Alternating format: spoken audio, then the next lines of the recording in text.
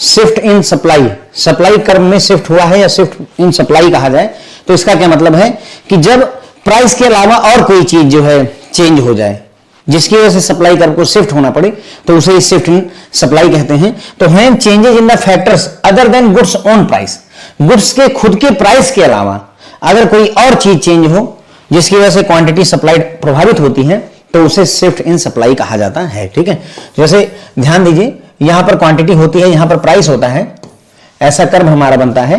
तो जब प्राइस और क्वांटिटी में ऐसा रिलेशन रहेगा तो यही कर्व काम आएगा।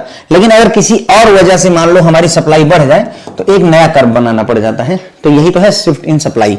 तो वही है कि जब कोई ऐसा फैक्टर जो प्राइस के अलावा, गुड्स का खुद का प्राइस के अलावा कोई और फैक्टर अगर चेंज होता है तो उसकी वजह से जो क्वांटिटी सप्लाई प्रभावित होती है तो उसे शिफ्ट इन सप्लाई कहा जाता है। ठीक है, डिमांड के लिए भी यही बात है। डिमांड कर्व में भी अगर कहा जाए शिफ्ट इन डिमांड कहा जाए तो भी यही सेम बात।